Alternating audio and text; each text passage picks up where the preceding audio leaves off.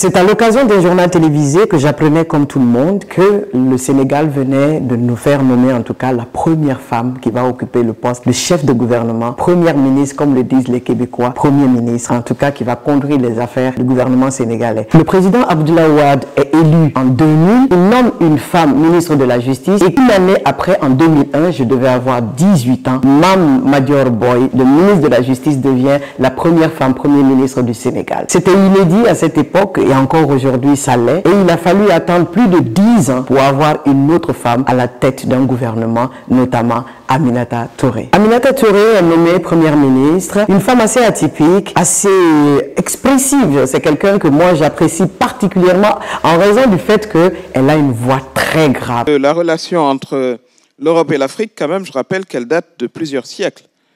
Alors, il serait intéressant de savoir ce qui s'est passé pendant ces siècles pour qu'en 2021, on se décide à parler de New Deal. Et lorsqu'elle prend la parole, elle s'impose automatiquement et elle donne envie de l'écouter. Et cette femme, qui a également été ministre de la Justice sous le président Macky Sall, devient ainsi chef de gouvernement. Mimi Touré aura séjourné à la tête du gouvernement que de 2013 à 2014, à la suite d'une élection législative dans le système électoral sénégalais. Les ministres, premiers ministres sont soumis aux élections et à l'issue, elle perdra les élections législatives dans la ville de Dakar et devra démissionner de son poste de premier ministre. Comme j'aime à le dire, ce que nous appelons la traversée du désert dans un parcours politique, c'est aussi de se rendre compte qu'il y a des échecs, des victoires, des échecs, des victoires.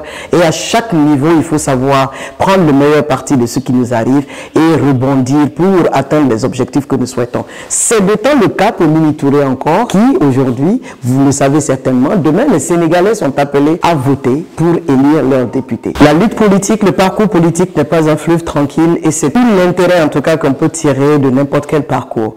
Et durant cette campagne qui aura duré 1 mois, une femme s'est illustrée, Aminata Touré, qui est la seule d'ailleurs qui dirige une liste électorale, notamment la liste présidentielle de Macky Sall. Vous l'avez compris, cette campagne a été rythmée par 2 catégories fondamentales qui animent ce que nous appelons l'arène politique, notamment au Sénégal. D'un côté, au niveau de l'opposition, la nouvelle génération qui incarne Ousmane Sonko, et de l'autre côté, vers la mouvance présidentielle, vous avez une femme qu'on appelle même la dame de fer, Aminata Touré, qui aura été le fer de lance de cette campagne. Le tout, ce qui importe, c'est que nous devrons retenir que ces parcours que nous illustrons aujourd'hui ne se sont pas construits en un jour. C'est le fruit de longs combats, de longues victoires, de longs échecs et de longues leçons apprises. Et c'est tout l'intérêt pour moi de rappeler que rajeunir et féminiser l'arène politique est une responsabilité individuelle avant d'être collective. Pour la prochaine histoire, pour les prochains partages, je t'invite à t'abonner. Changeons pour changer.